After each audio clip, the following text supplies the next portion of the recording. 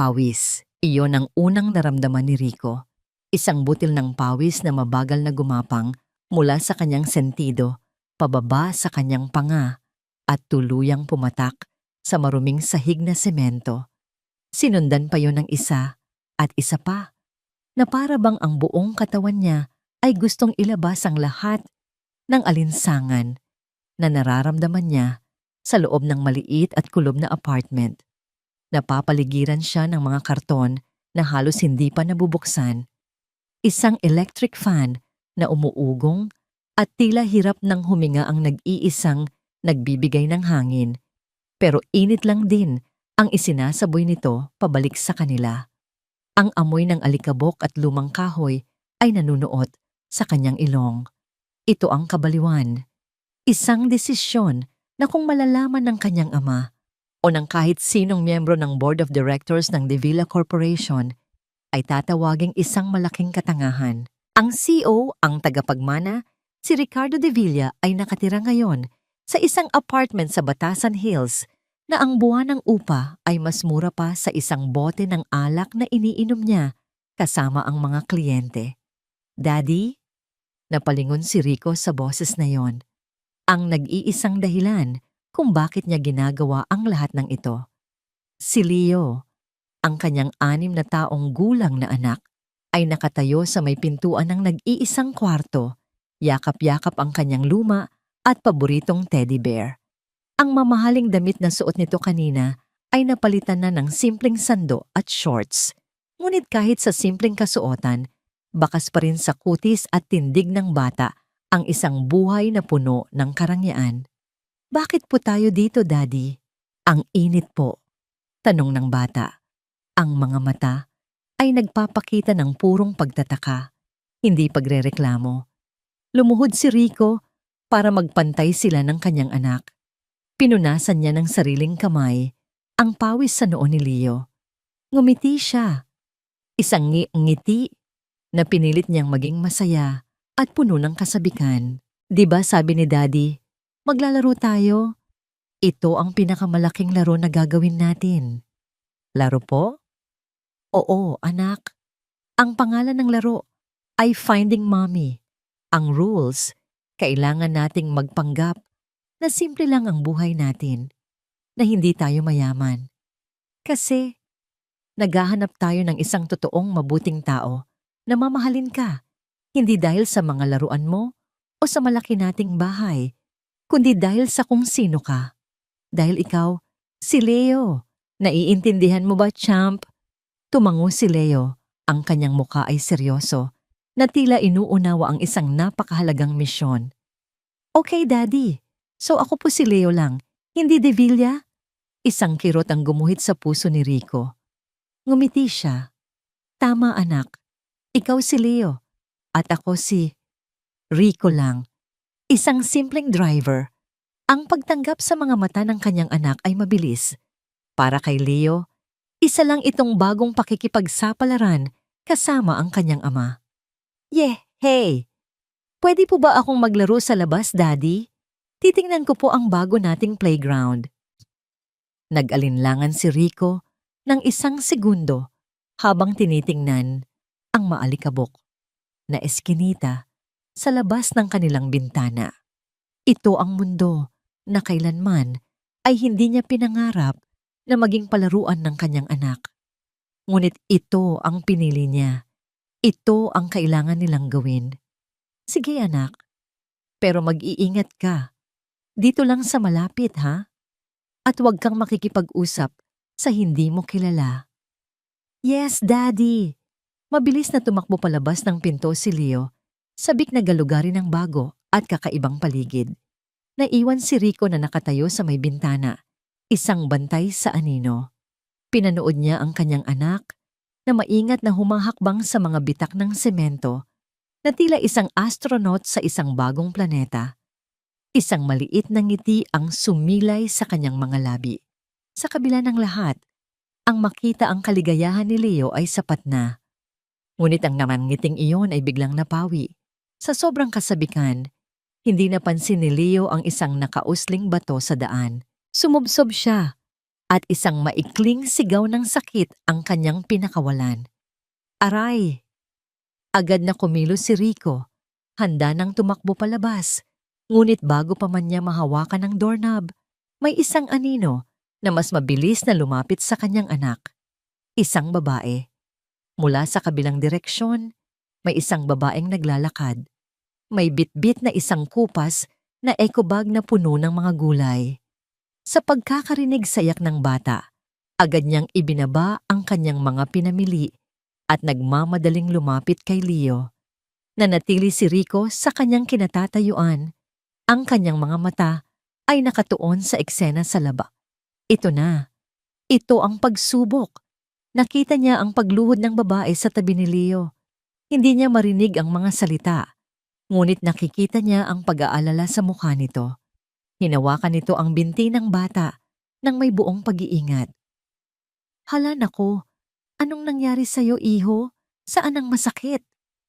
Ang boses niya, kahit mahina, ay umabot sa pandinig ni Rico. Mahinahon at puno ng pag-aalaga.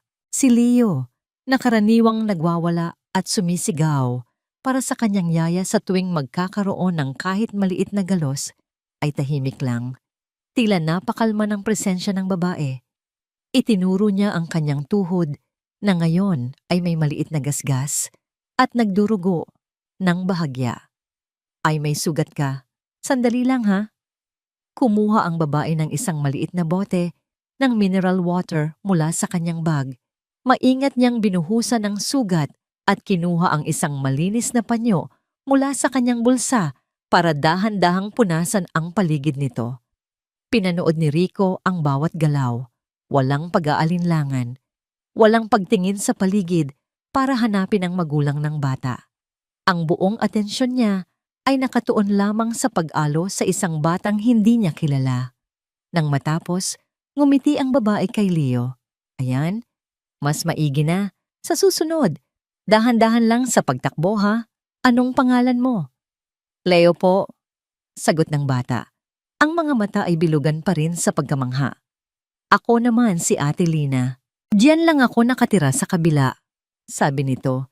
Itinuturo ang pintuan sa tapat ng apartment ni Rico. Tinulungan niyang makatayo si Leo. Sige na, puntahan mo na ang daddy mo. Siguradong nag-aalala na yon. At ganoon lang. Tumayo si Lina, kinuha ang kanyang eco bag at naglakad patungo sa kanyang pinto nang hindi man lang sumusulyap sa direksyon ni Rico o naghihintay ng anumang pasasalamat. Napanganga si Rico. Sa mundo niya, ang bawat kilos ay may kapalit. Ang bawat pabor ay isang utang. Ngunit ang nakita niya ay isang kabutihan na kusang loob at walang hinihintay na anuman. Pumasok si Leo sa apartment. Hindi na umiiyak. Daddy, may tumulong po sa akin. Si Ate Lina daw po. Kinarga ni Rico ang kanyang anak. Mabait ba siya sa'yo? Tumango si Leo. Opo, parang si Mami Isabel. Natigilan si Rico sa pagbanggit ng kanyang yumaong asawa. Isang asawa na ang kabaitan ay naging isang maskara lamang para sa kasakiman. Ipinilig niya ang kanyang ulo, pilit iwinawaksi ang alaala. Gabi na. Nailigpit na ni Rico ang ilan sa kanilang mga gamit at nakatulog na si Leo sa kanilang nag-iisang kama. Yakap pa rin ang kanyang teddy bear.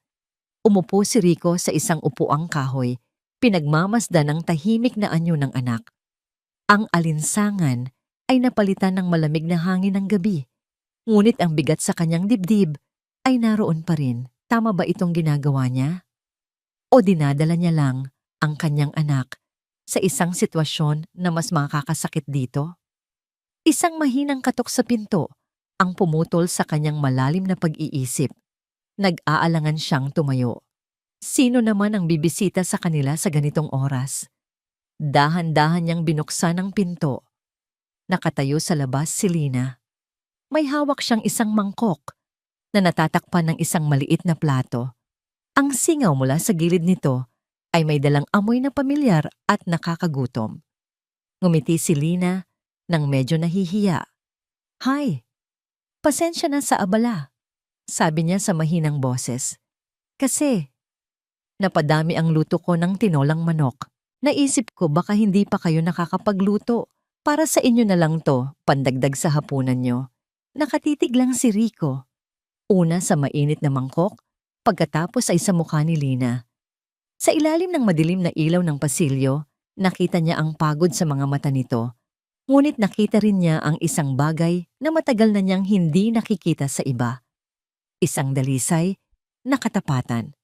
Hindi niya mahanap ang kanyang boses.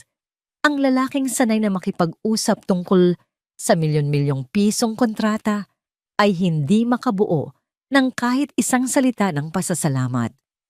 Napatulala siya habang dahan-dahan niyang inaabot ang mangkok.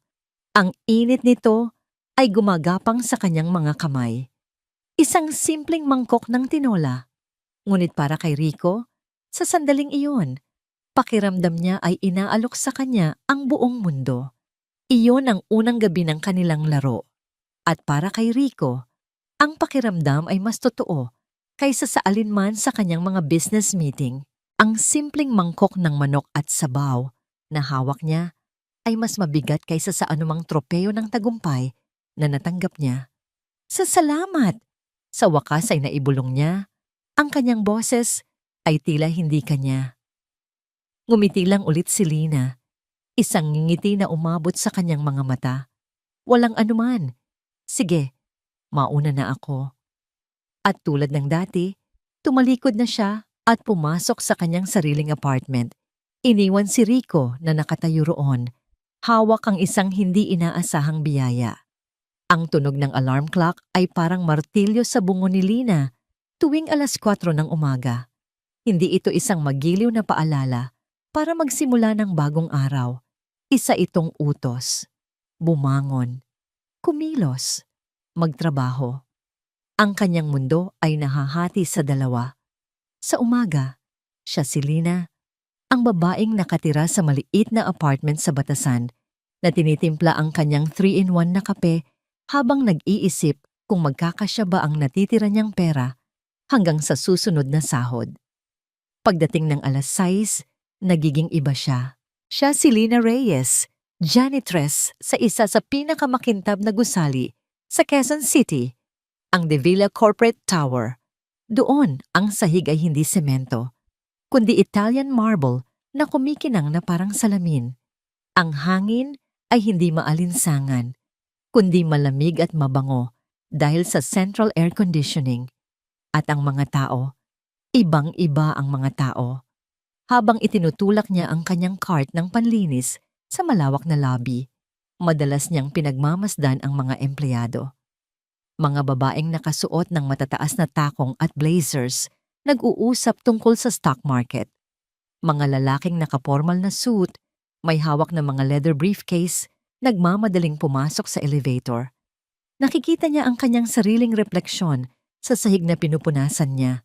Isang babaeng nakauniporme, pagod ang mukha, isang anino sa kanilang maningning na mundo. Hindi siya naiinggit. Madalas, nagtataka lang siya. Ano kaya ang pakiramdam? Ano kaya ang pakiramdam na mag-alala sa deadlines sa halip na sa presyo ng gamot?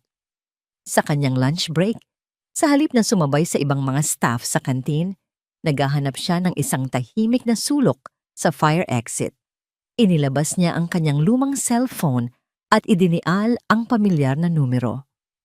Hello, Nay? O Lina, anak. Napatawag ka. Sagot ng isang mahinang boses sa kabilang linya na sinundan ng isang mahinang pag-ubo. Agad na kumirot ang puso ni Lina. Nay, kumusta ka na? Uminom ka na ba ng gamot mo sa oras? Oo, anak. Huwag mo na akong alalahanin. Ikaw ang dapat kong kamustahin.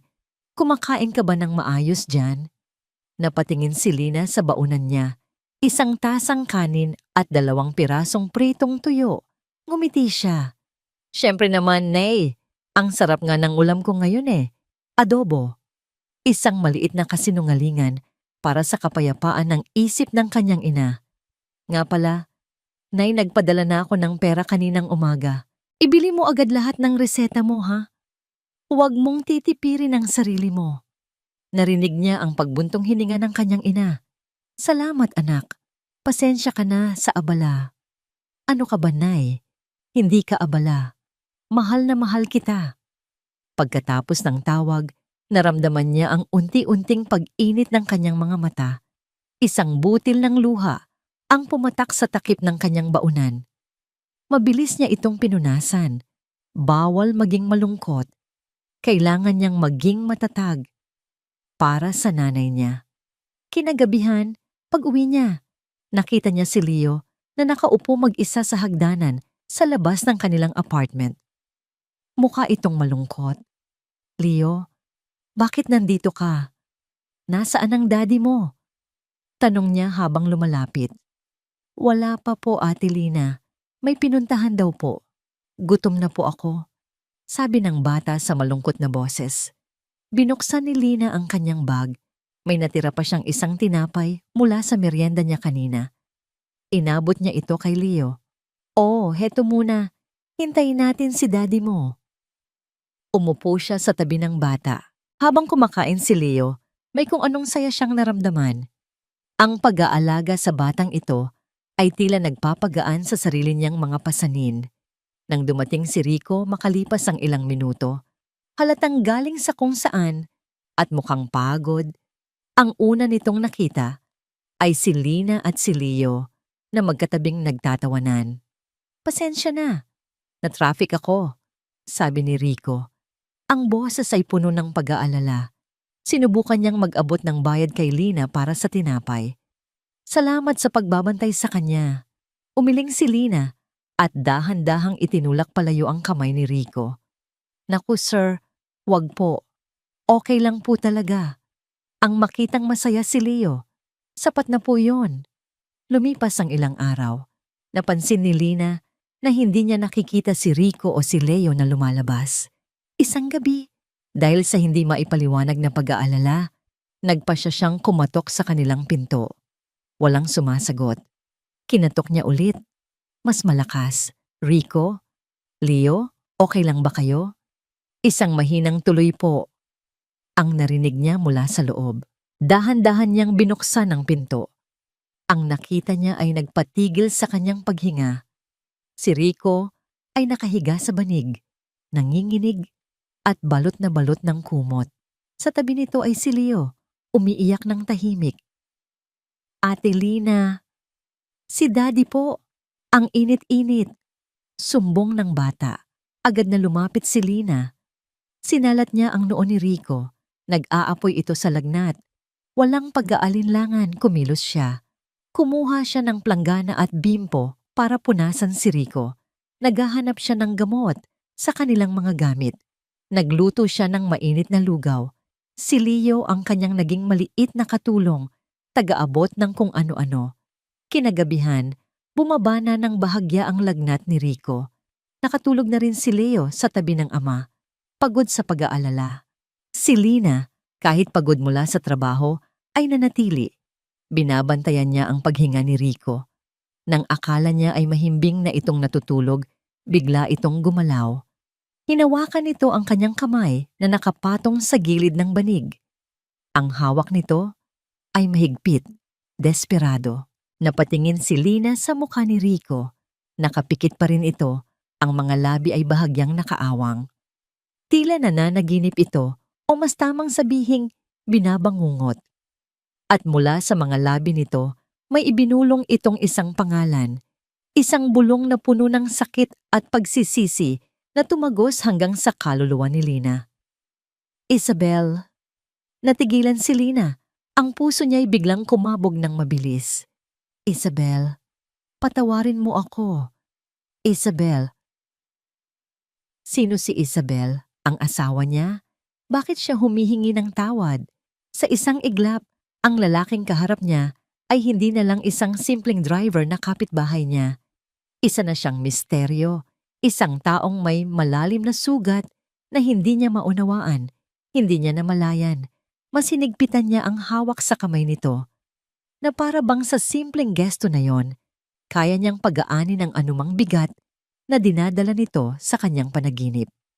Ang unang sinag ng araw na tumagos sa manipis na kurtina ang gumising kay Rico. Dahan-dahan niyang iminulat ang kanyang mga mata. Pakiramdam niya ay bagong tao siya. Wala na ang bigat at init ng lagnat. Napalitan iyon ng isang kakaibang gaan sa pakiramdam. Iginawi niya ang kanyang paningin sa tabi ng banig. At doon, nakita niya si Lina. Nakatulog ito habang nakaupo sa sahig. Ang ulo ay nakasandal sa gilid ng banig kung saan siya nakahiga. Ang kanyang buhok ay bahagyang nakatabing sa kanyang mukha at ang paghinga niya ay payapa at malalim. Isang kamay niya ay nakapatong pa rin malapit sa braso ni Rico na para bang kahit sa pagtulog ay binabantayan pa rin siya nito. Napatitig si Rico. Sa loob ng maraming taon, sanay siyang gumising na nag-iisa. O kung may katabi man, ito ay isang relasyong transactional, malamig at walang kaluluwa. Ang huling babaeng nag-alaga sa kanya nang ganito ay ang kanyang yumaong asawa, si Isabel. Ngunit sa paglipas ng panahon, natutunan niyang kahit ang pag-aalaga ni Isabel ay may presyo, isang investment para sa kinabukasan nitong nakatali sa yaman ng mga Divilla. Pero si Lina, ano ang nakukuha niya rito? Wala. Isang pagod na katawan, puyat, at pag-aalala para sa isang lalaki at isang bata na halos hindi niya kilala. Sa sandaling iyon, habang pinagmamasdan ang payapang mukha ni Lina, naramdaman ni Rico na ang laro ay tapos na.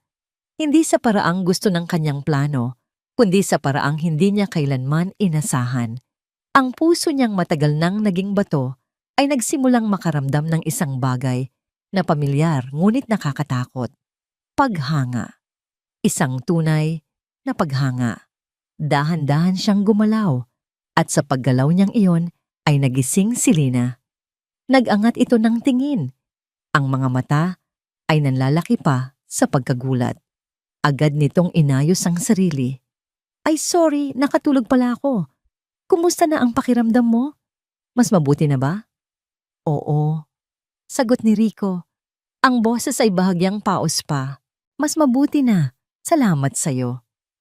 Naku, wala yon. Tumayo si Lina at sinapo ang noo ni Rico.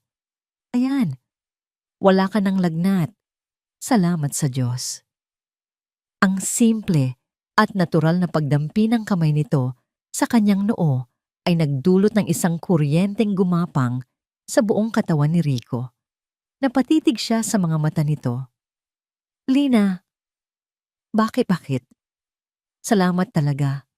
Ngumiti lang si Lina. Magluto na ako ng almusal. Si Leo, baka gutom na rin yon.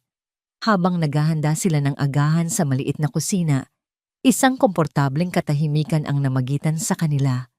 Hindi na ito ang awkward na katahimikan ng dalawang estranghero. Ito ay ang katahimikan ng dalawang taong nagkakaunawaan nang hindi na kailangan pang magsalita. Matagal na mula noong may nag-alaga sa akin ng ganito, biglang sabi ni Rico habang pinapanood si Lina na nagsasangag ng kanin. Napahinto si Lina. Nasaan ba ang asawa mo? Maingat niyang tanong. Isang anino ng sakit ang dumaan sa mga mata ni Rico. Wala na siya. Matagal na. Pasensya na. Umiling si Rico. Okay lang. Pero iba pa rin kasi. Matagal na mula noong may gumawa ng isang bagay para sa akin. Nang walang hinihintay na kapalit. Ang mga salitang yon ay lumabas ng may bigat at katotohanan. Napatingin sa kanya si Lina. Nakikita ang kalungkutan sa likod ng mga mata ng lalaki. Daddy, gising ka na! Ang masayang sigaw ni Leo ang bumasag sa kanilang sandali. Tumakbo ang bata at yumakap ng mahigpit sa binti ng kanyang ama. Akala ko po may sakit ka pa. Si Ate Lina po, inalagaan ka niya. Ngumiti si Rico at ginulo ang buhok ng anak. Oo, anak. Alam ko. Pagkatapos kumain, masayang kinuha ni Leo ang kanyang mga Crayola at isang piraso ng papel. Magdo-drawing po ako. Habang nag-uusap si Rico at Lina tungkol sa mga simpleng bagay, ang init ng panahon, ang presyo ng sibuyas, abala si Leo sa kanyang obra maestra. Makalipas ang ilang minuto, buong pagmamalaki niya itong ipinakita sa kanila. Wow! sabi ni Lina. Nakatitig si Rico sa papel. Ito ay isang drawing ng 3 stick figures na magkakahawak kamay sa ilalim ng isang malaking araw na nakangiti. Ang isa ay matangkad na isinulat ni Leo na Daddy. Ang isa ay maliit, si Leo. At ang nasa gitna, ang nag-uugnay sa kanilang dalawa, ay isang babaeng may mahabang buhok. Sa ilalim nito, sa sulat kamay ng isang bata, ay nakasulat ang pangalang Mama Lina. Natigilan si Rico. Tumingin siya kay Lina na namumula ang mga pisngi pero may ngiti sa mga labi. Sa isang iglap, nakita ni Rico ang lahat, ang pangarap, ang pamilyang matagal na niyang hinahanap para sa kanyang anak. Ang kaligayahang hindi kayang bilhin ng pera. Ang drawing na iyon ang gusto niyang maging katotohanan. Sa gitna ng mainit na sandaling iyon, isang matinis na tunog ang biglang umalingaw-ngaw. Galing ito sa isang cellphone na nakatago sa ilalim ng mga damit, sa isa sa mga hindi pa nabubuksang karton. Hindi ito ang mumurahing phone na ginagamit niya sa kanilang laro. Ito ang kanyang tunay na telepono. Nagpaalam si Rico sandali. Ang pagbabago sa kanyang mukha ay bigla at kapansin-pansin. Nawala ang ngiti, napalitan ng isang maskara ng seryosong pag-aalala. Sinagot niya ang tawag sa loob ng kwarto. Hello? Walang pagbati, walang kumusta. Isang boses na malamig, makapangyarihan, at pamilyar ang tumugon mula sa kabilang linya. Ricardo. Napapikit si Rico, ang kanyang ama. Si Don Alejandro de Villa. Paano niyo nalaman? Walang nangyayari sa imperyo ko na hindi ko nalalaman. Putol ng matanda. Kasama na dyan ang paglalaro ng tagu-taguan ng sarili kong anak at apo. Akala mo ba ay hahayaan kong maging katawa-tawa ang pangalan ng pamilya, de Villa, dahil sa kahibangan mo? Naramdaman ni Rico na nanlamig ang kanyang dugo. Binibigyan kita ng 24 na oras para tapusin ang kalokohang yan at umuwi. Nagpatuloy ang malamig na boses.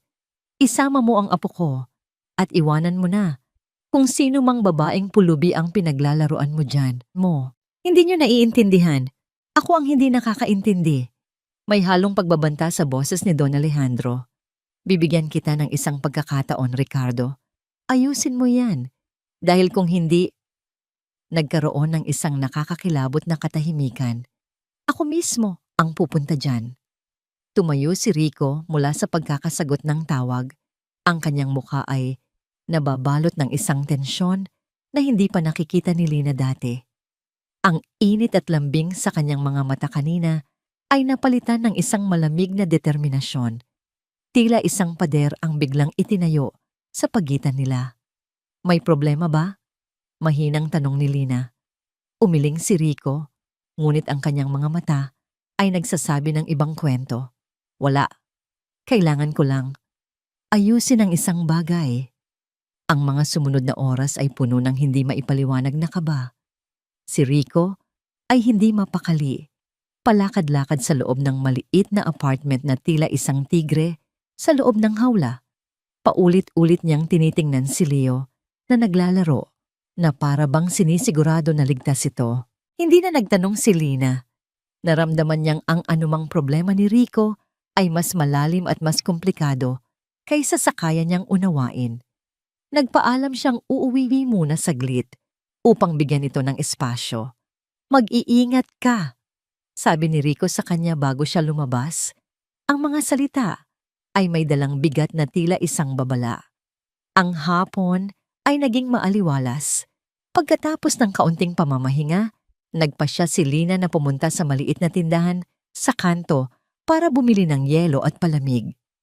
Ang bigat na naramdaman niya kanina ay bahagyang gumaan. Marahil ay problema lang sa dati nitong trabaho. Marahil ay nag-overthink lang siya. Habang pabalik na siya, bit-bit ang isang maliit na supot ng yelo, napansin niya ang isang di pangkaraniwang pagtitipon sa kanilang eskinita. Ang mga kapitbahay niya na karaniwang nasa loob ng kani-kanilang mga bahay para umiwas sa init ay nasa labas ngayon mga nakadungaw, nagbubulungan. Ang kanilang atensyon ay nakatuon sa isang bagay na tila nagmula sa ibang planeta. Isang itim na kotse. Hindi ito ordinaryong kotse.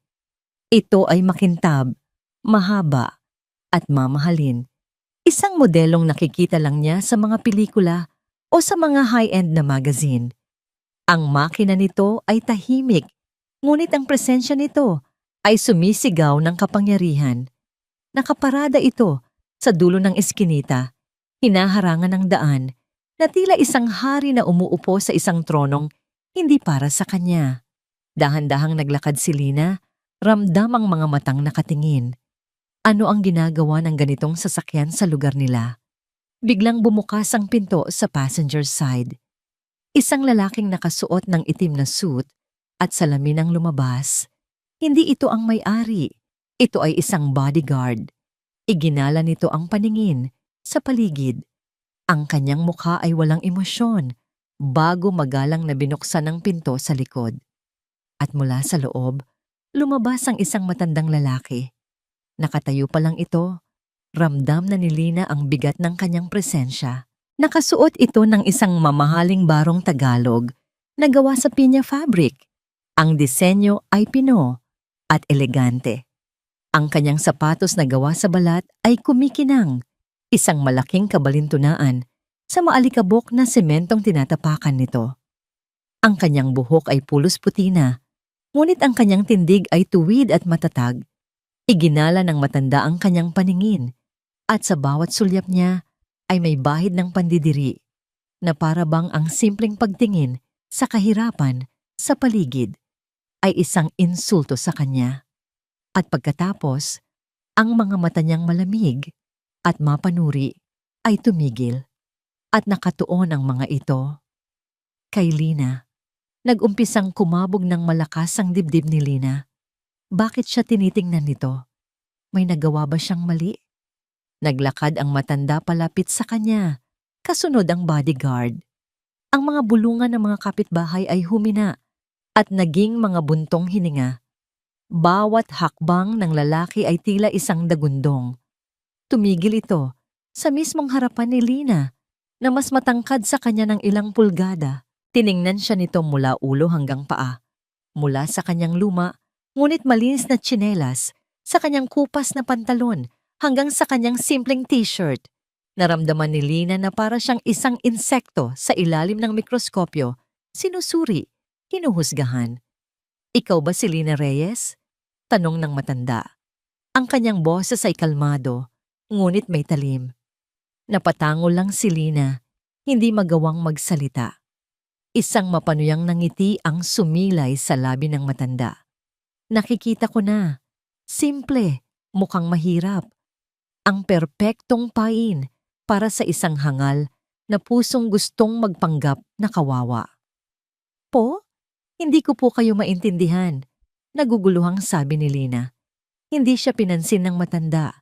Dumukot ito sa loob ng kanyang coat at ang inilabas nito ay hindi baril, kundi isang makapal na sobre. Ibinukas nito ang sobre at inilabas ang isang makapal na bungkos ng pera. Mga bagong-bagong 1,000 pisong papel. Magkano? Tanong nito. Ang boses ay puno ng pang-iinsulto. Magkano ang kailangan mo para layuan mo ang anak ko? Sabihin mo ang presyo mo. Bawat tao ay may presyo. Sa wakas, nag-sink in ang lahat kay Lina. Ang anak niya, si Rico. Ito ang ama niya. Wala po kayong dapat bayaran. Nanginginig na sabi ni Lina. Pinaghalong gulat, galit at hiya ang nararamdaman. Wala po akong hinihingi kay Rico. Tumawa ang matanda. Isang tawang walang saya. Lahat kayo ay pare-pareho. Huwag ka nang magpanggap na santa, iha. At sa harap ng lahat ng kanyang mga kapitbahay, sa harap ng buong eskinita na nanonood, ginawa ng matanda ang isang bagay na hinding-hindi malilimutan ni Lina. Itinapon nito ang pera, hindi sa kamay niya, kundi sa lupa, sa maruming semento sa paanan niya. Ang mga asulon na papel ay kumalat na parang mga tuyong dahon.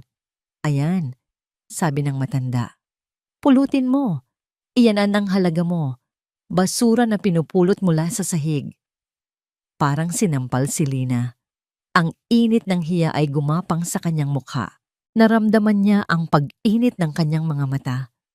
Narinig niya ang mga nagpipigil na hininga ng mga tsismosa sa paligid. Ngunit bago pa man may pumatak na luha, isang malakas na sigaw ang bumasag sa katahimikan. Itigil niyo iyan! Mula sa pinto ng apartment, lumabas si Rico na tila isang bagyo. Ang kanyang mukha ay namumula sa galit. Mabilis siyang lumapit at humarang sa pagitan ni Lina at ng kanyang ama. Hinarap niya ang matanda nang may apoy sa mga mata.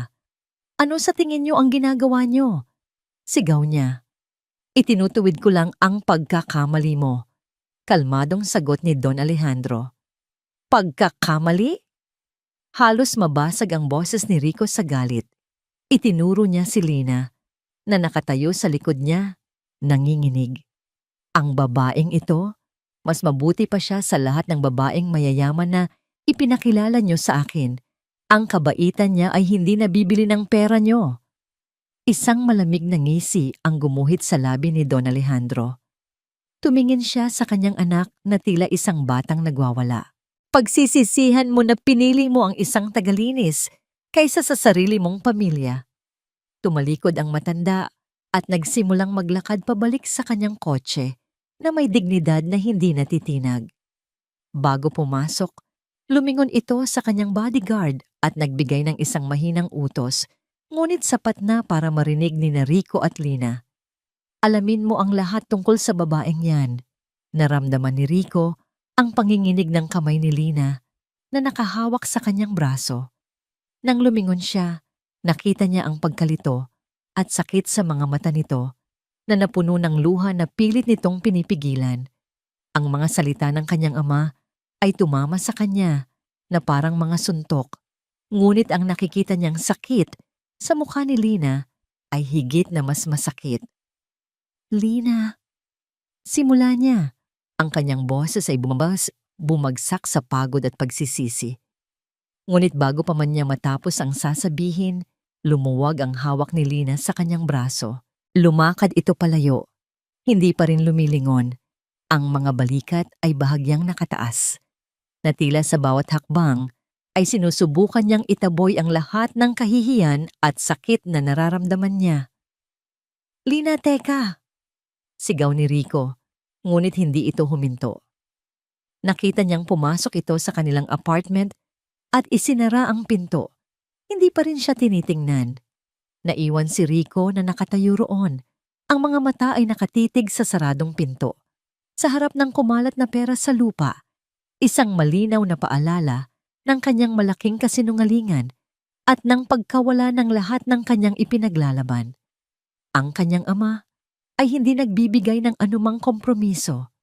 At ang lahat ng ito ay nagsimula dahil sa pag-ibig na natagpuan niya, isang pag-ibig na ngayon ay nasa bingit ng pagkasira. Naramdaman niyang lumalamig na ang kanyang katawan, hindi dahil sa hangin, kundi dahil sa lumalalang takot sa kanyang kalooban. Ano ang gagawin niya ngayon?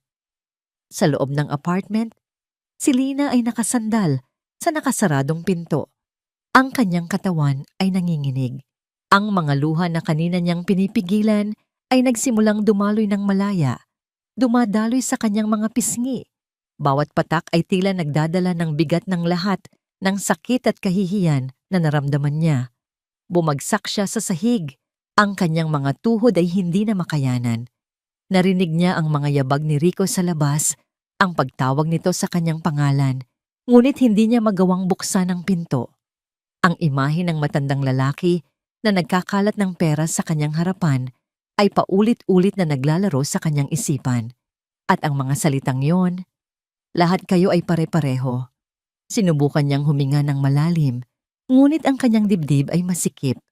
Hindi lang ito tungkol sa pera, hindi lang ito tungkol sa pagiging mahirap. Ito ay tungkol sa pagiging pinaniwala na siya ay basura, isang bagay na maaring bilhin o itapon. Ang pagtatanggol ni Rico ay nagbigay sa kanya ng sandaling lakas, ngunit ang kanyang ama ang nagdala ng totoong pagbagsak. Naramdaman niya ang gutom, ngunit hindi niya ito inalintana. Ang kanyang isipan ay abala sa ibang mga alaala. Ang mga alaala ng kanyang ama. Ang ama niyang minsang napakayaman. Ang ama niyang nagtayo ng isang maliit na negosyo na lumaki ng husto. Ang ama niyang nagturo sa kanya ng kahalagahan ng integridad at pagsisikap. Hanggang sa isang araw, nagbago ang lahat. Naalala niya ang mga pagpupulong ng kanyang ama na nauwi sa pag-iyak, ang mga teleponong nauwi sa pagmumura, ang mga gulong-gulong negosasyon na hindi niya maintindihan noon, hanggang sa dumating ang araw na wala na ang lahat. Ang negosyo, ang bahay, ang lahat. Kasama ng lahat ng yon, nawala rin ang sigla sa kanyang ama, ang kanyang pag-asa.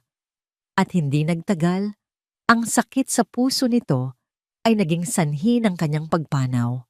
Tumakbo ang isipan niya sa mga dokumentong nakaimbak sa isang lumang baul sa sulok ng kanilang silid. Mga papeles ng negosyo ng kanyang ama, mga kontrata, mga resibo, mga sulat. Matagal na niyang hindi binubuksan ang mga iyon. Ngayon, pakiramdam niya, kailangan niyang harapin ang nakaraan. Dahan-dahan siyang tumayo, pinunasan ang kanyang mga luha, gamit ang likod ng kanyang kamay. Pumunta siya sa sulok at binuksan ang lumang baul. Ang amoy ng lumang papel at alikabok ay sumalubong sa kanya. Hinanap niya ang mga dokumento na may kinalaman sa mga huling taon ng negosyo ng kanyang ama. Habang sinusuri niya ang mga papel, may isang maliit na folder na nahulog mula sa isang makapal na kontrata. Ito ay nakasulat ang Viridian Land Holdings, Project Nightingale. Nang buksan niya ito, nakita niya ang mga listahan ng mga ari-arian, mga plano at mga talaan ng transaksyon, at ang pangalan ng kumpanyang ito ay paulit-ulit na lumilitaw sa mga biniling lupa. Napakunot ang noo ni Lina. Hindi niya maalala ang kumpanyang ito. Napansin niya ang isang maliit na sulat na nakadikit sa loob ng folder. Isinulat ito ng kanyang ama. Ilang linggo bago ito pumanaw. Lina, anak ko, kung mababasa mo ito, ibig sabihin ay hindi ko nagawa ang dapat kong gawin. Mayroon akong kasalanan na kailangan mong malaman. Ang Viridian Land Holdings, ito ang nagwasak sa atin. Sila ang nanloko sa akin. Ngunit hindi lang ako. May iba pang biktima na hindi ko nabigyan ng hustisya. Huwag mong hayaan na makalusot sila. Hanapin mo ang katotohanan para sa akin. At para sa sarili mo, isang malamig na takot ang gumapang sa kanyang gulugod. Viridian Land Holdings, ito ba ang itinutukoy ng ama niya? Sinong mga iba pang biktima? Ang mga salita ni Don Alejandro kanina ay biglang nagkaroon ng bagong kahulugan. Ang Viridian at ang Divilla Corporation. May connection ba ang mga ito? Naramdaman niya ang pangangailangan na malaman ang katotohanan, hindi lamang para sa alaala ng kanyang ama, kundi para na rin sa sarili niyang dignidad. Sa kabilang banda, sa apartment ni Rico, tila nag-iiba ang ihip ng hangin. Pinapanood ni Rico si Leo na mahimbing na natutulog. Ang mukha ng anak ay payapa, walang kaalam-alam sa gulo na bumabalot sa kanilang pamilya. Naisip niya ang kanyang ama, ang kanyang imperyo, ang kanyang posisyon.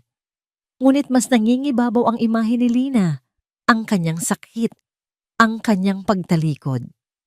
Naglabas siya ng cellphone, hindi ang mumurahin niyang ginagamit sa laro nila, kundi ang tunay niyang smartphone. Nag-type siya ng mensahe, ang kanyang mga daliri ay mabilis at determinadong gumagalaw sa screen. Kailangan ko ng impormasyon tungkol sa isang kumpanyang nagngangalang Viridian Land Holdings, pati na rin ang lahat ng transaksyon nito sa mga nakalipas na 10 taon at ang koneksyon nito sa Divilla Corporation. Gawin mo kaagad. Ipinadala niya ang mensahe sa kanyang pinagkakatiwalaang assistant sa kumpanya, isang taong tapat sa kanya at hindi sa kanyang ama. Pagkatapos ipadala, ibinaba niya ang telepono. Ang kanyang mga mata ay nakatuon sa madilim na kalangitan Sa labas ng bintana, may malalim siyang kutob na ang simpleng laro niya ay mauuwi sa isang bagay na mas malaki at mas mapanganib kaysa sa kanyang inaasahan. At ang puso niya ay nagsimulang mag-alala, hindi lamang para sa kanyang anak, kundi para na rin sa babaeng nagbigay kulay sa kanyang madilim na mundo. Ang pagbubukang liwayway ay hindi nagdala ng bagong pag-asa para kay Lina, kundi isang hamon. Mas maaga siyang pumasok sa trabaho, naglalakad patungo sa De Villa Corporate Tower na para bang isang sundalong papasok sa gitna ng isang digmaan. Ang kanyang mukha ay walang bakas ng emosyon, isang maskara ng katatagan na ipinataw niya sa kanyang sarili. Nang makarating siya sa kanyang istasyon sa lobby, agad niyang napansin ang kakaibang pagtitipon ng mga security guards sa tabi ng reception area. Ang kanilang mga mukha ay seryoso at tila may paparating na mahalagang bisita. Dumating ang mga empleyado, nagmamadali, ngunit may kakaibang bulong-bulungan. Hindi sila tumitingin sa mga karaniwang bagay. Ang atensyon nila ay nakatuon sa elevator. At pagkatapos, nagbukas ang elevator at lumabas si Rico. Ngunit hindi ito ang Rico na kilala ni Lina. Hindi ang Rico na naglalaro ng simpleng driver o ang Rico na nagpakita ng pag-aalala habang may sakit. Ito ang Rico na nakita niya sa drawing ni Leo, ang taong may taglay na kapangyarihan. Nakasuot ito ng isang mamahaling suit, ang kanyang buhok ay maayos na naka-backbrush, at ang kanyang tindig ay kasing wasto ng isang CEO. Kasama nito ay si Don Alejandro, ang matandang lalaki na nagbigay hiiya sa kanya kahapon. Nakangisi ito, tila nasiyahan sa pagpapakita ng kanyang impluwensya sa kanyang anak. Nagkaroon ng sandaling katahimikan sa lobby. Ang mga empleyado ay tumingin mula kay Rico patungo kay Don Alejandro. Pagkatapos ay muling bumalik kay Rico na may halong pagtataka at pagkamangha. Nakita ni Lina si Rico na naglalakad papalapit sa kanya. Ang kanyang puso ay kumabog ng malakas, isang halo ng takot at pag-asa. Ngunit nang magtama ang kanilang mga mata, isang malamig na pagkabigo ang kanyang naramdaman. Ang mga mata ni Rico ay wala doon ang init na nakita niya kahapon, wala doon ang pagkilala sa kanilang pag-uusap, para bang nakikipag-usap siya sa isang estranghero. Lumapit si Rico, ngunit hindi direkta kay Lina. Dumiretso ito sa head ng security. Siguraduhing walang makakaistorbo sa amin ngayong araw, lalo na sa mga tauhan sa labas. Ang tinig nito ay utos, hindi pakiusap. Pagkatapos, tumingin ito kay Lina. Ngunit ang kanyang tingin ay hindi pamilyar. Ito ay isang tinging nagmamasid, nag-aanalisa. Ikaw, sabi ni Rico, ang kanyang tinig ay professional, walang bahid ng pagiging personal. Kailangan mo bang maglinis sa lobby ngayon? Mayroon tayong isang mahalagang dokumento na kailangang maihatid sa opisina ng aking ama sa loob ng 1 oras. Ikaw lang ang pinagkakatiwalaan ko para gawin ito ng maayos. Napatulala si Lina. Pinagkakatiwalaan? Nagkataon lang ba ito? O bahagi ito ng isang mas malaking plano? Ang mga salita ni Don Alejandro kahapon, alamin mo ang lahat tungkol sa babaeng yan, ay biglang umalingaw-ngaw sa kanyang isipan. Ang mga empleyado sa paligid ay nagbubulungan, nagtataka kung ano ang nangyayari. Sino ang babaeng ito at bakit siya kinakausap ng CEO sa ganoong paraan? Pero simula ni Lina, ang kanyang boses ay nanginginig. Walang pero, putol ni Rico. Ang kanyang mga mata ay hindi pa rin nagpapakita ng anumang pagkilala. Kailangan ko itong maihatid ngayon. Huwag mo akong bibiguin. Tumalikod si Rico at naglakad patungo sa elevator kasama ang kanyang ama. Iniwan si Lina na nakatayo roon. Ang kanyang puso ay bumibigat sa bawat hakbang nila papalayo. Ang simpleng paghingi ni Rico ng tulong ay naging isang utos na nagpapahiwatig ng isang malalim na sikreto. Ang kanyang mundo na medyo nagkaroon ng kulay kahapon ay biglang naging itim at puti muli, mas malungkot pa kaysa dati. Nang makapasok si Rico sa elevator kasama si Don Alejandro, ang matanda ay ngumisi. Magaling na bata. Alam mo kung paano maglaro. Hindi sumagot si Rico. Ang kanyang tingin ay nakatuon sa mga numero ng palapag na pababang bumababa. Naramdaman niyang may malaking mali sa lahat ng ito. Ang pagpapanggap na ito ay nagsimula dahil sa isang layunin, ngunit ngayon, tila mas lalo itong lumalalim at nagiging mapanganib. At ang pinakakinatatakutan niya ay ang pagkakita niya sa mga mata ni Lina kanina, ang pagkawala ng tiwala, ang pagkalito, ang sakit. Pagdating niya sa kanyang opisina, ang kanyang personal na assistant, si Miguel ay naghihintay na may dalang isang folder. "Sir, narito na po ang impormasyon tungkol sa Viridian Land Holdings." Kinuha ni Rico ang folder. Bumalik siya sa kanyang malaking lamesa at umupo. Ang kanyang mga mata ay nakatitig sa mga papel sa harap niya. Ang mga pangalan, mga petsa, mga numero. Sa bawat pahina, ang katotohanan ay unti-unting nabubuo. Isang katotohanan na mas masakit at mas madilim kaysa sa kanyang inaakala. Habang binabasa niya ang mga dokumento, nalaman niya na ang Viridian Land Holdings ay isang shell company na ginamit ng kanyang ama maraming taon na ang nakakaraan upang makabili ng mga lupa sa mababang halaga sa isang programa ng gobyerno. Ang paraan ng kanilang pagbili ay madalas na mapanlinlang at marami sa mga naunang may-ari ng lupa ang nalugi. Ang isa sa mga pinaka-naapektuhang lupain ay nasa isang lugar na ngayon ay tinatawag na Barangay Batasan Hills. At ang pinakamasakit na katotohanan, ang pangalan ng isa sa mga naunang may-ari ng lupa na nawalan ng lahat dahil sa Viridian ay nakasulat sa mga dokumento. Isang pangalan na pamilyar sa kanya dahil sa isang maliit na folder na may nakasulat na Project Nightingale, ang pangalan ng ama ni Lina Reyes. Napatakip si Rico ng kanyang noo. Ang masakit na panaginip na binabanggit ni Lina tungkol sa pagkalugi ng kanyang ama. Ang dahilan kung bakit kinailangan niyang itigil ang pag-aaral at magtrabaho bilang janitress. Lahat iyon ay dahil sa kumpanyang ito.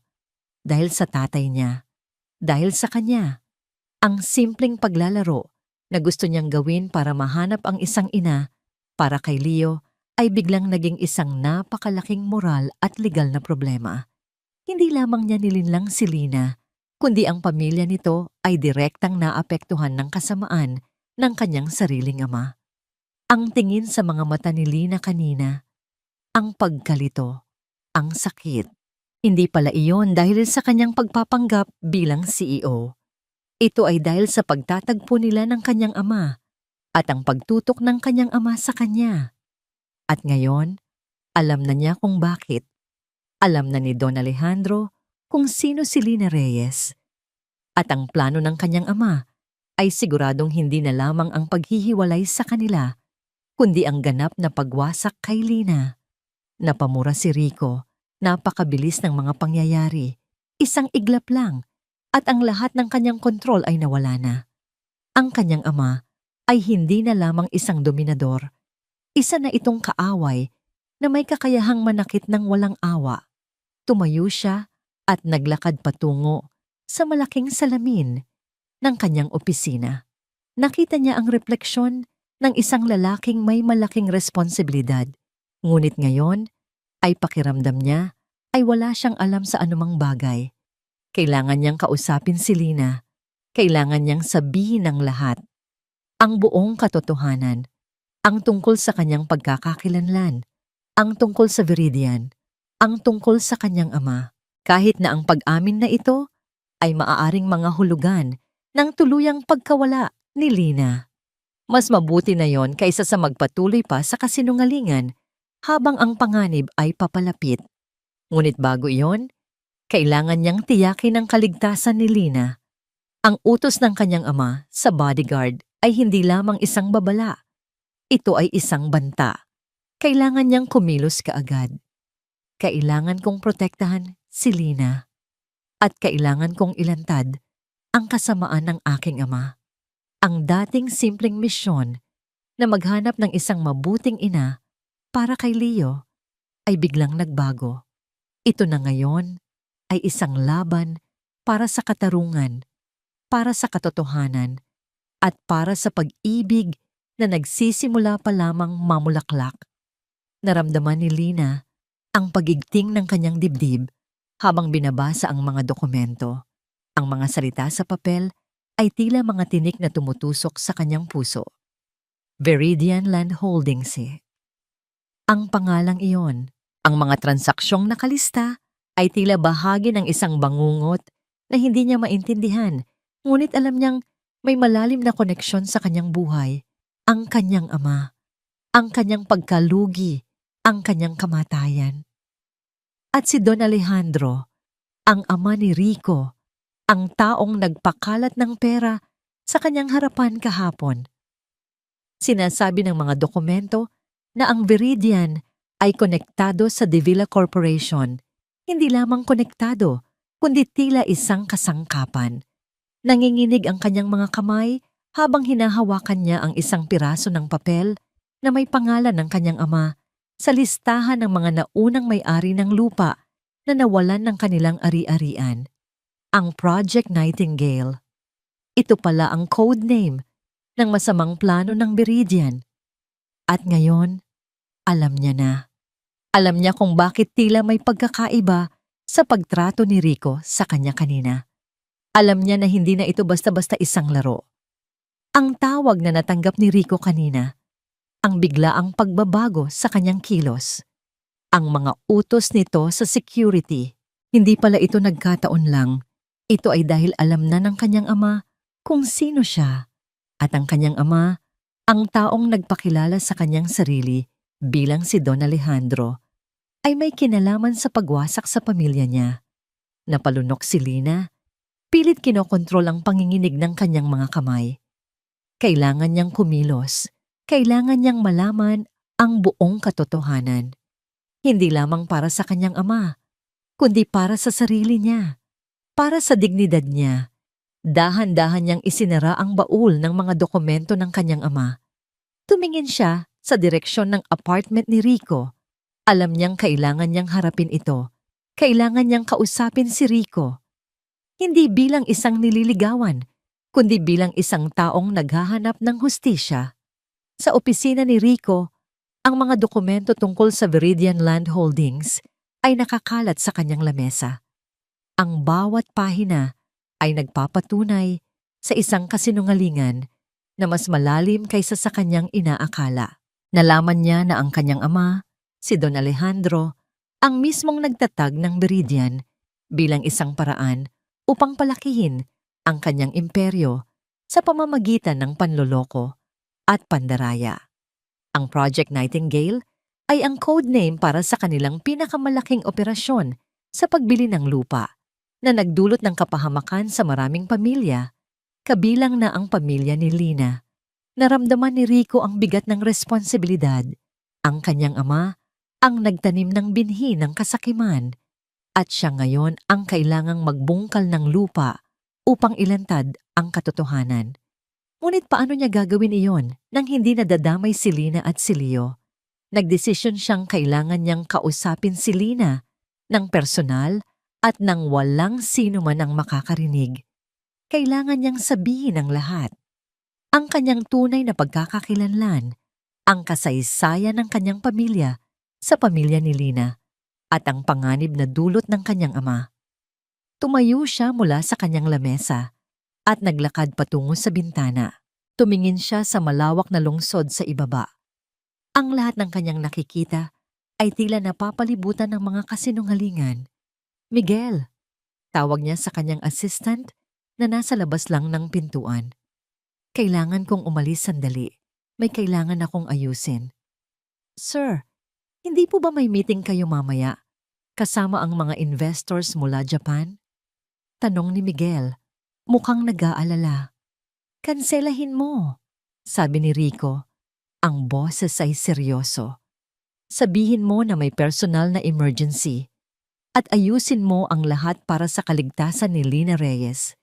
Siguraduhin mong walang sinuman, lalo na ang mga tao ng aking ama, ang makakalapit sa kanya o kay Leo habang wala ako. Napatango si Miguel. Ang muka ay nagpapakita ng pag-unawa. Gagawin ko po agad, sir. Paglabas ni Miguel, kinuha ni Rico ang kanyang telepono. Nag-scroll siya sa kanyang contacts hanggang sa makita niya ang numero ni Lina. Nag-alinlangan siya ng isang sandali. Ano ang sasabihin niya? Paano niya sisimulan ang isang pag-uusap na magbubunyag ng lahat ng kasinungalingan niya? Sa huli, pinindot niya ang call button. Kailangan niya itong gawin. Narinig ni Lina ang tunog ng kanyang cellphone. Tiningnan niya ang caller ID, Rico. Nag-alinlangan siyang sagutin. Ang sakit na naramdaman niya mula sa mga salita at kilos ni Don Alejandro kahapon ay sariwa pa. Ang pagbabago sa kilos ni Rico kanina, tila lahat ng kanilang pinagsamahan ay isa lamang malaking kasinungalingan. Ngunit ang kanyang puso ay hindi pa rin makapaniwala. Ang mga alaala ng kabaitan ni Rico, ang pag-aalaga nito kay Leo, ang mga ngiti nito. Hindi ba lahat iyon ay totoo? Sa huli, sinagot niya ang tawag. Hello? Lina, ako to, sabi ni Rico. Ang kanyang boses ay tila nahihirapan. Kailangan nating mag-usap.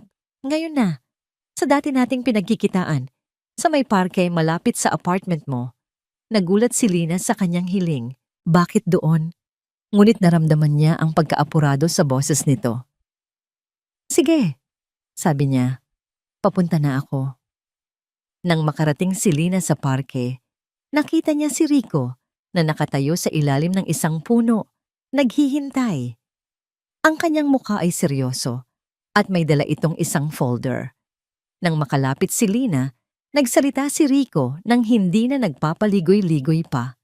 Lina, maraming dapat ipaliwanag at kailangan kong magsimula sa paghingi ng tawad. Ang lahat ng ito, ang pagpapakilala ko bilang si Rico lang. Ang pagpapanggap naming may sakit si Leo.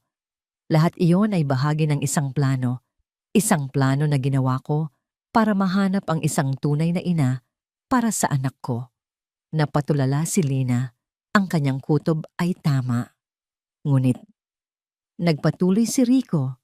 Ang kanyang mga mata ay nakatitig sa kanya, puno ng sinseridad. Ang plano ay nagbago. Hindi dahil sa gusto ko, kundi dahil sayo. Nagpatuloy si Rico sa pagpapaliwanag. Ang kanyang tunay na pagkakakilanlan bilang CEO ng Davila Corporation. Ang kanyang anak na si Leo, na anak niya sa kanyang yumaong asawa na si Isabel Lee, na tumakas matapos manganak kay Leo dahil sa ibang lalaki.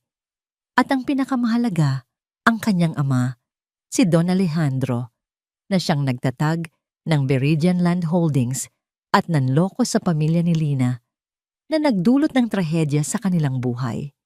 Habang nagsasalita si Rico, hindi makapaniwalang tumingin si Lina sa kanya. Lahat ng kanyang mga hinala, lahat ng kanyang mga tanong ay tila nagkakaroon ng sagot sa bawat salitang binibigkas ni Rico. Ngunit kasabay ng mga sagot na yon ay ang lumalalim na sugat ng katotohanan. Nang matapos si Rico sa kanyang paliwanag, isang mahabang katahimikan ang namagitan sa kanila. Tinitingnan lang ni Lina si Rico. Ang mga mata ay puno ng halo-halong emosyon, galit, pagkalito, at isang bahagyang kirot ng pagtataksil. Bakit? Sa wakas ay sabi ni Lina, ang kanyang boses ay halos pabulong. Bakit hindi mo sinabi agad? Hindi ko alam kung paano, sagot ni Rico. Ang kanyang boses ay puno ng pagsisisi. Natatakot ako. Natatakot akong isipin na kapag nalaman mo ang lahat, iiwan mo kami, tulad ng ginawa ng iba. Kaya nagkunwari kang mahirap para subukan ako?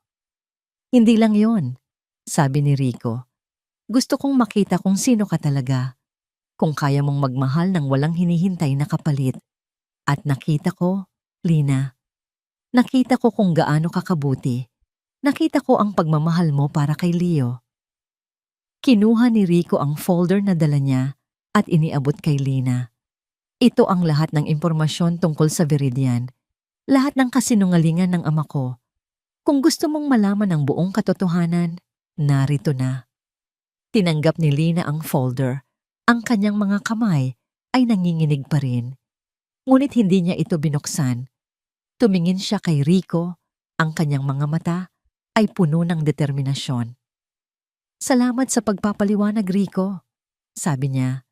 Ang kanyang boses ay matatag na ngayon. At salamat din sa pagpapala mo sa akin ng iyong ama kahapon. Ngayon, alam ko na kung sino talaga siya. At alam ko na rin kung ano ang dapat kong gawin. Nagsimula siyang maglakad palayo. Lina, teka! Tawag ni Rico. Saan ka pupunta? Ano ang gagawin mo? Hahanapin ko ang hustisya, Rico. Sagot ni Lina nang hindi lumilingon. Para sa aking ama. Para sa akin. Naiwan si Rico na nakatayo roon. Ang puso ay bumibigat sa bawat hakbang papalayo ni Lina. Alam niyang ang pag-amin niya ay isang hakbang lamang. Ang tunay na laban ay nagsisimula pa lamang. At ang kalaban niya ay hindi lamang ang kanyang ama, kundi ang kanyang sariling nakaraan at ang mga kasinungalingan na bumubuo sa kanyang pagkatao. Ang mga sumunod na araw ay naging isang malabong panaginip para kay Lina. Halos hindi siya natutulog. Ang folder na binigay ni Rico ay naging sentro ng kanyang mundo. Binuklat niya ito ng paulit-ulit. Ang bawat pahina ay nagpapatunay sa malalim na kasinungalingan na bumalot sa kanyang pamilya. Ang Viridian Land Holdings ay hindi lamang isang kumpanya na nanloko sa kanyang ama. Ito ay isang kasangkapan na ginamit ng De Villa Corporation sa pamumuno ni Don Alejandro upang yumaman sa kapinsalaan ng marami. Ang mga transaksyon, mga kontrata, mga pangalan ng mga abogado at mga opisyal, lahat ay nakaturo sa iisang direksyon, ang imperyo ng mga De Villa. Nalaman niya na ang Project Nightingale ay ang plano ng kanyang ama na bilhin ang lahat ng lupaing ito sa murang halaga gamit ang mga mapanlinlang na pamamaraan bago pa man iyon gawing isang malaking residential project. At ang resulta nito ay ang pagkalugi ng kanyang ama na humantong sa kanyang kamatayan. Sa bawat pahinang binabasa niya, mas tumitindi ang kanyang galit, ngunit kasabay nito ay may lumalabas din na determinasyon. Hindi na siya ang dating Lina Reyes na naglilinis lamang ng mga sahig at nag-aalala sa pang-araw-araw na gastusin. Mayroon na siyang dahilan, mayroon na siyang alas. Hindi siya nakikipag-usap kay Rico. Sa kabila ng mga tawag at mensahe nito, nanatili siyang tahimik. Alam niyang kailangan niyang mag-isip ng malinaw, ng walang emosyon. Kailangan niyang maging matatag para sa layunin niya. Sa kabilang banda, si Rico ay naguguluhang mabuti. Hindi niya alam kung ano ang iniisip ni Lina o kung ano ang gagawin nito sa impormasyong ibinigay niya. Alam niyang ang kanyang ama ay hindi uurong sa anumang paraan. Kung malalaman ni Don Alejandro na si Lina ay may hawak na ebidensya, siguradong gagawin nito ang lahat para patahimikin siya. Nagdesisyon si Rico na hindi na niya maaaring ipagkatiwala ang kaligtasan ni Lina sa sinuman. Kailangan niyang kumilos. Kailangan niyang protektahan si Lina at si Leo. Kahit pa mga hulugan ito ng paglalantad sa lahat ng kasamaan ng kanyang ama sa buong mundo.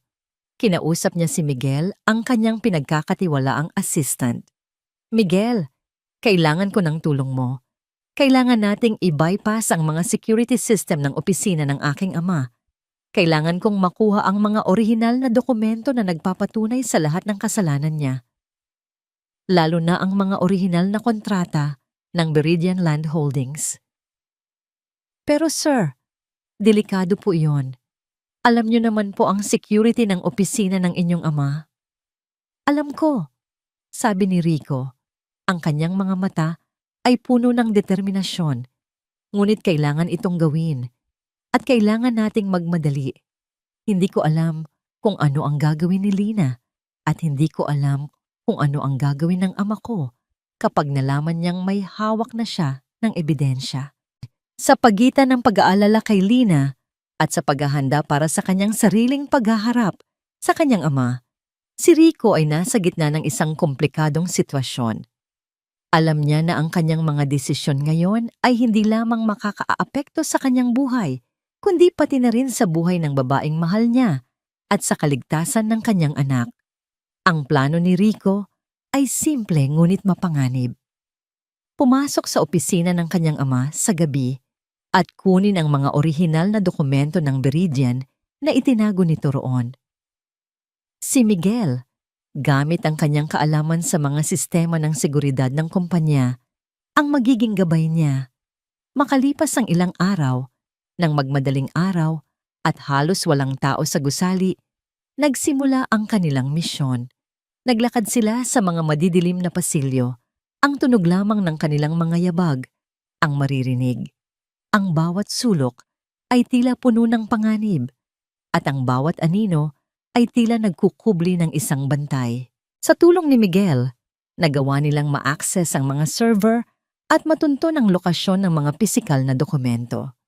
Ang mga ito ay nakalagay sa isang high-security vault sa loob ng pribadong opisina ni Don Alejandro.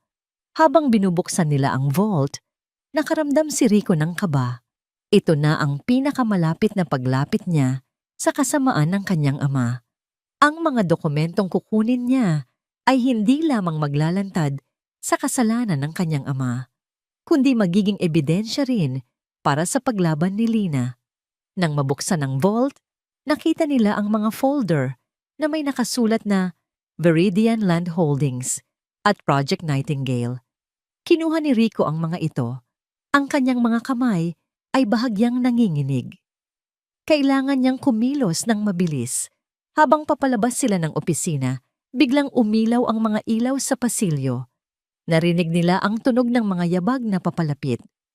Mukhang may nanggugulo sa opisina ng boss, sabi ng isang boses. Nagtigilan sina Rico at Miguel. May nakakaalam na. Mabilis na nag-isip si Rico. Hindi niya maaaring pabayaan si Miguel. Tumakbo ka, Miguel. Ilabas mo ang mga dokumento sa likod na daanan. Napatango si Miguel at tumakbo papalayo. Naiwan si Rico na nag-iisa. Humaharap sa dalawang security guard na papasok sa hallway. Sino ka? Tanong ng isang guard. May kailangan akong ayusin, sagot ni Rico. Ang boses ay matatag. Umalis kayo sa daan. Hindi ka pwedeng dumaan dito. Sarado na ang gusali. Naramdaman ni Rico ang pagtaas ng kanyang adrenaline. Hindi niya akalain na ganito kabilis ang mangyayari. Sa isang iglap, naging isang kriminal siya sa sarili niyang kumpanya dahil sa kanyang sariling ama. Habang lumalapit ang mga guwardo, napagtanto ni Rico na hindi niya kayang labanan ng mga ito. Ngunit hindi rin niya maaaring pabayaan ang misyon. Sa isang mabilis na pag-iisip, kinuha niya ang kanyang cellphone at nag-dial. Daddy, sabi niya nang sagutin ng matanda ang tawag. May problema. May kumuha ng mga dokumento sa opisina mo. Alam ko kung sino ang may gawa niyan. Sino? Kalmadong tanong ni Don Alejandro. Si Lina Reyes. Kasinungalingan yon. Ngunit kailangan niyang pagtakpan si Miguel at bigyan ito ng oras na makatakas. At alam niya ang lahat. Kung gusto ninyo siyang pigilan, kailangan niyong kumilos agad. Narinig ni Rico ang pagbuntong hininga ng kanyang ama. Alam mo, Ricardo, minsan, ang pinakamahusay na paraan para protektahan ang isang tao ay ang paglalayo sa kanya. Biglang naramdaman ni Rico ang paglamig ng kanyang buong katawan. Anong ibig ninyong sabihin? Sabihin mo sa babae mo na mag-iingat siya dahil ang pamilya De Villa hindi nagpapatawad. Bago pa man makasagot si Rico, naputol ang linya. Nang tumingin siya sa mga guard, nakita niyang may papalapit na sasakyan sa labas ng bintana. Isang itim na kotse na pamilyar sa kanya. Ang bodyguard ni Don Alejandro. Naintindihan ni Rico ang ibig sabihin ng kanyang ama. Ito ay hindi lamang isang babala. Ito ay isang utos. Kailangan niyang ilayo si Lina. Kailangan niyang ilayo si Leo. Bigla siyang tumakbo palabas ng opisina. Ang mga dokumento ay mahigpit niyang hawak. Kailangan niyang makarating kay Lina bago ang kahit sino, bago ang ama niya. Sa maliit na apartment ni Lina, ang mga dokumento tungkol sa Viridian Land Holdings ay nakakalat sa ibabaw ng kanyang mesa. Habang binabasa niya ang mga ito, nanginginig ang kanyang mga kamay sa pagkamangha at pagkamuhi. Ang kanyang ama, na minahal niya ng lubos, ay naging biktima ng isang masamang plano na isinagawa ng kumpanya ng ama ni Rico. Isang tawag ang natanggap niya mula kay Rico. Kinakabahan siyang sagutin ito. Ano ang nais ni Rico? Nalaman na ba nito ang kanyang mga ginagawa? Lina, sabi ni Rico, ang kanyang boses ay puno ng pag-aalala. Kailangan mong umalis dyan ngayon din. Kailangan mong ilayo si Leo at magtago. May panganib. Nagtaka si Lina. Panganib? Bakit? Nalaman ng ama ko ang tungkol sa mga dokumento. Nalaman niya na may alam ka. Sinabi niya na kailangan kitang ilayo kay Leo para maprotektahan kayo. At alam kong hindi lang yon ang gagawin niya. Nanlamig ang dugo ni Lina. Ang kanyang kutob ay tama. Ang Don Alejandro na yon ay hindi titigil hanggat hindi niya nasisigurado na wala nang makakaalam ng kanyang mga kasalanan. Rico, hindi ako aalis. Mariing sabi ni Lina. Hindi ko iiwan ang lahat ng ito. Ito ang katotohanan. Kailangan kong lumaban. Hindi mo naiintindihan, Lina. Si Don Alejandro, kaya niyang gawin ang lahat. At alam mo rin iyan, Rico. Kung kaya niya akong ilayo kay Leo, ibig sabihin, kaya niya rin akong patahimikin at hindi ko hahayaang mangyari iyon. Nagkaroon ng saglit na katahimikan sa linya. Marahil ay nag-iisip din si Rico ng kanyang susunod na hakbang. Okay, sabi ni Rico. Ang kanyang boses ay nagbago. Wala na ang pag-aalala. Napalitan ito ng determinasyon.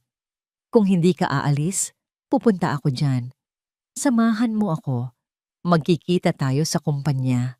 Kailangan natin ang mga orihinal na dokumento at kailangan nating ilantad ang lahat. Sama-sama. Nagulat si Lina sa alok ni Rico. Ang paglaban sa sariling ama. Ito ay isang bagay na hindi niya inaasahan. Ngunit sa mga sandaling iyon, alam niya na ito ang tamang gawin. Sige, sabi ni Lina. Magkita tayo sa kumpanya. Pero Rico, kung sino ka man talaga at ano man ang mangyari, gusto kong malaman mo ang totoo kong nararamdaman para sa'yo.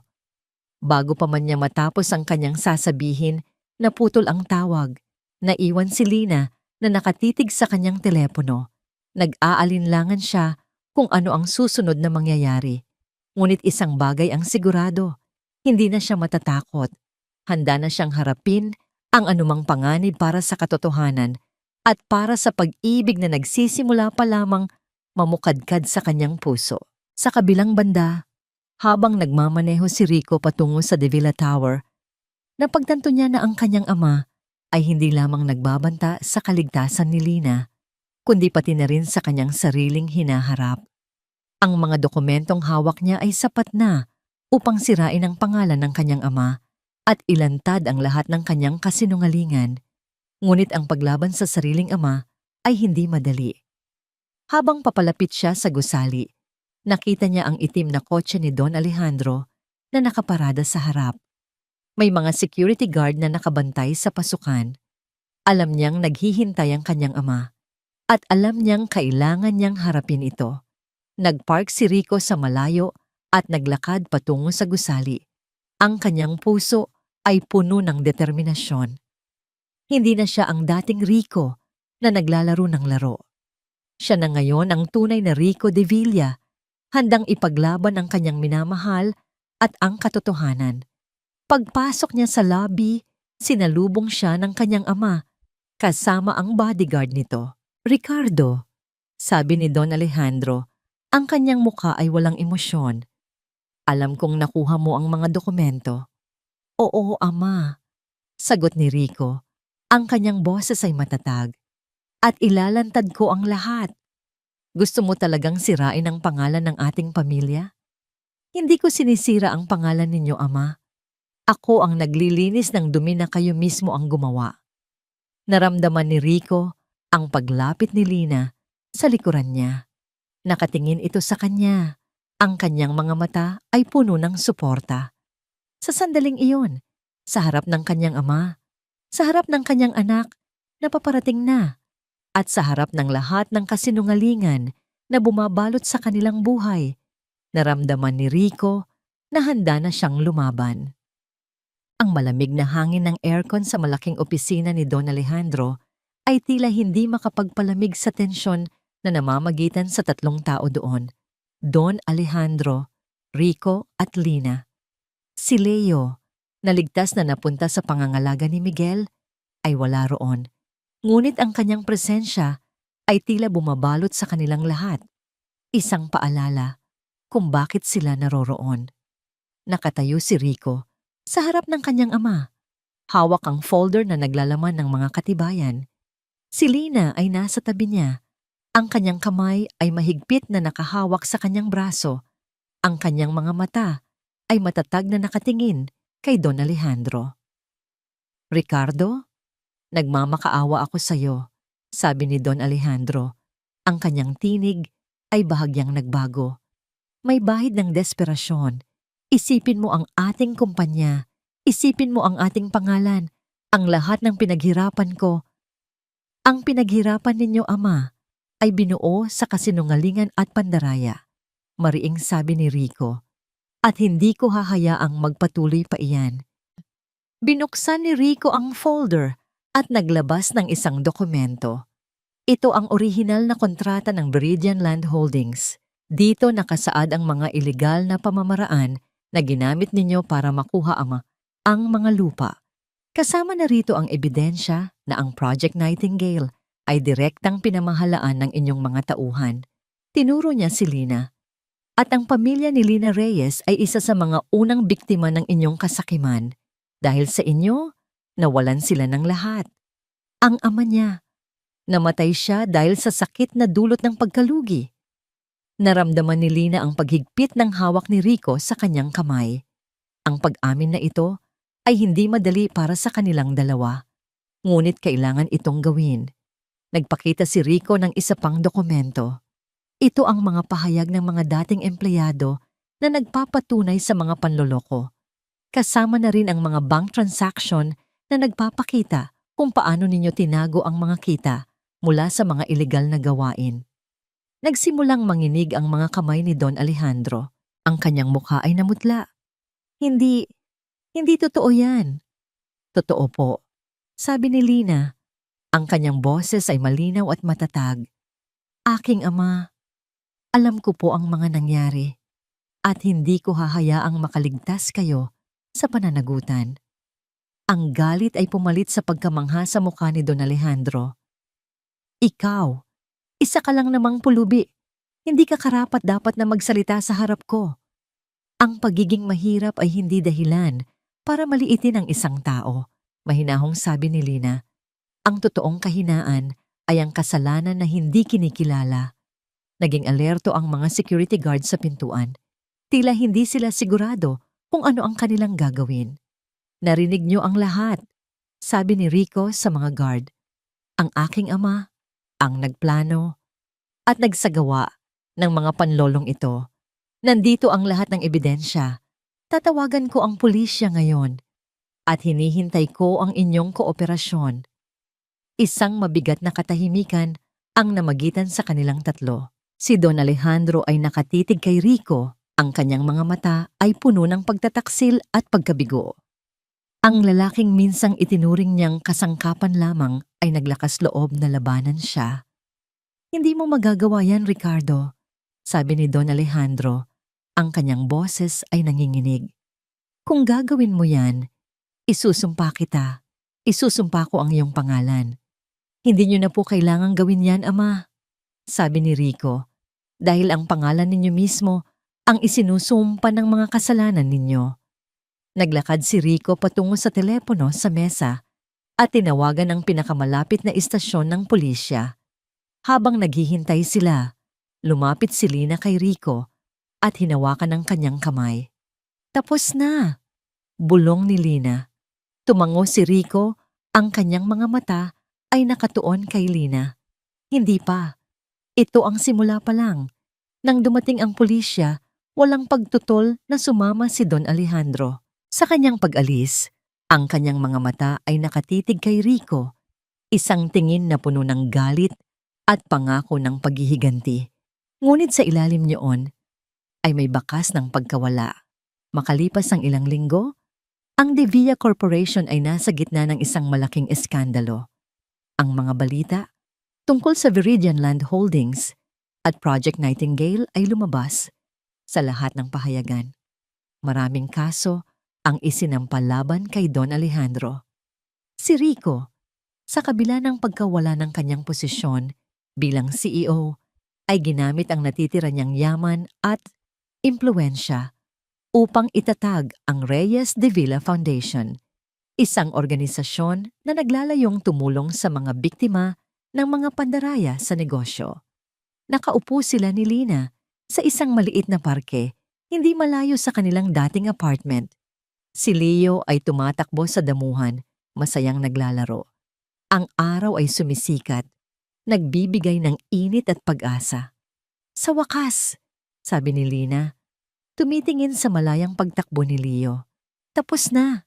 "Hindi pa tapos," sabi ni Rico, hinawakan ang kamay ni Lina. "Ang tunay na buhay natin, nagsisimula pa lang ngayon." Napangiti si Lina. Ang mga alaala ng kasinungalingan at sakit ay naroon pa rin. Ngunit ngayon, nababalutan na ito ng pag-asa at pagmamahal. Naramdaman niya ang init ng kamay ni Rico, ang kanyang lakas, at ang kanyang katapatan. "Salamat, Rico," sabi ni Lina. "Salamat sa lahat." "Salamat din, Lina," sagot ni Rico. Ang kanyang mga mata ay puno ng pag-ibig at pasasalamat. "Salamat sa pagpapakita sa akin kung ano talaga ang kahulugan ng tunay na yaman." Ang kanilang tunay na yaman, ito ay hindi sa mga gusali, hindi sa pera, kundi sa pagmamahal na kanilang natagpuan sa gitna ng lahat ng kaguluhan. Ang pamilyang kanilang binuo mula sa mga kasinungalingan at sakit ay ngayon ay tunay na, matatag, at puno ng pag-asa. Sa ilalim ng sinag ng araw, ang kanilang paglalakbay ay nagsisimula pa lamang. At dito nagtatapos ang kwento ni Rico at Lina. Mahal naming mga tagapakinig, sa bawat kwentong ating binubuo, may kalakip na kakaibang paglalakbay ang puso ng isang manunulat. Ang pagsulat ng istoryang ito ni Rico at Lina ay hindi lamang isang gawain, kundi isang pagbubuhos ng damdamin. Isang paglalakbay sa pag-ibig na dumaan sa hirap, sa pagpapatawad na naghilom ng mga sugat, at sa pag-asa na muling sumibol sa gitna ng kadiliman. Sa bawat pangungusap na inyong narinig, sa bawat tanawin na inyong nabuo sa inyong isipan, naway naramdaman ninyo ang tibok ng bawat puso. Ang pag-iisa ni Rico, ang kabutihan ni Lina, ang inosenteng pagmamahal ni Leo, at maging ang kadiliman na hinaharap ng isang pamilya. Ang kwentong ito ay isang paalala na kahit sa pinakamadilim na sulok ng ating buhay, ang pag-ibig na tunay at ang kagustuhang lumaban para sa kung ano ang tama ay hindi kailanman mawawala. Naway ang mensahe ng pag-asa, ng pagpapatawad at ng paniniwala na mayroong liwanag kahit sa pinakamalalim na gabi ay manatili sa inyong mga puso. Tandaan natin na ang tunay na kayamanan ay hindi nasusukat sa material na bagay, kundi sa mga taong nagmamahal sa atin at sa mga alaala na ating binubuo. Maraming salamat sa pagsama ninyo sa amin sa paglalakbay na ito. Ang inyong pakikinig ang nagbibigay buhay sa bawat salita. Sana'y nagbigay ito ng inspirasyon, ng ngiti, o maging ng isang bahagyang patak ng luha na nagpatunay na tayo ay nabubuhay at nakakaramdam. Hanggang sa muli nating pagkikita, sa susunod na kwento. Lubos na gumagalang, pusong muling umiibig